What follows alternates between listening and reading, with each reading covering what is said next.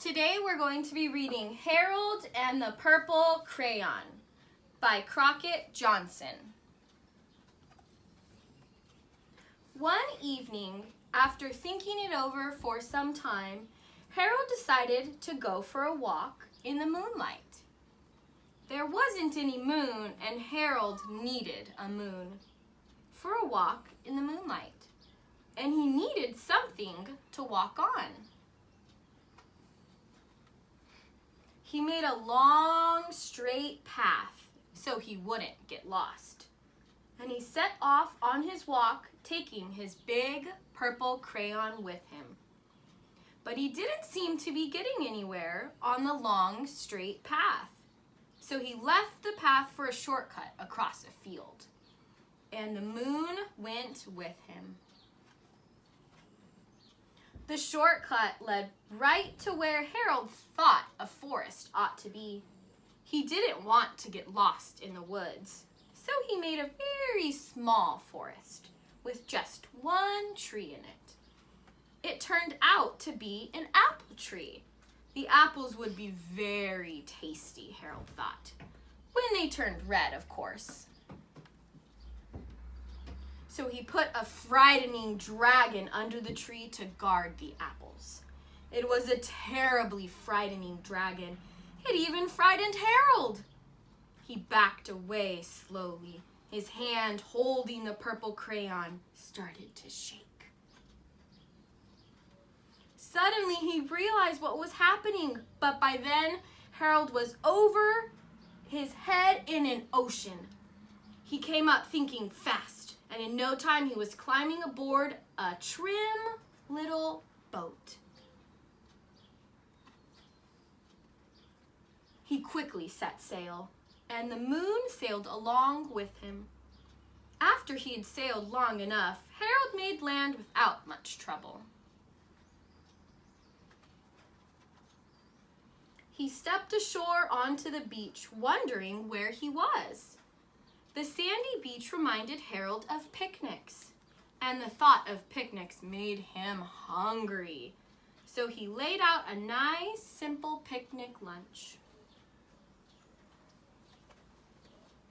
There was nothing but pie, but there were 9 kinds of pie that Harold liked best. When Harold finished his picnic, there was quite a lot left. He hated to see so much delicious pie go to waste. So Harold felt a very hungry moose and a deserving porcupine to finish it up. And off he went, looking for a hill to climb to see where he was. Harold knew that the higher up he went, the farther he could see. So he decided to make the hill into a mountain. If he went high enough, he thought, he could see the window of his bedroom. He was tired and he felt he ought to be getting to bed. He hoped he could see his bedroom window from the top of the mountain.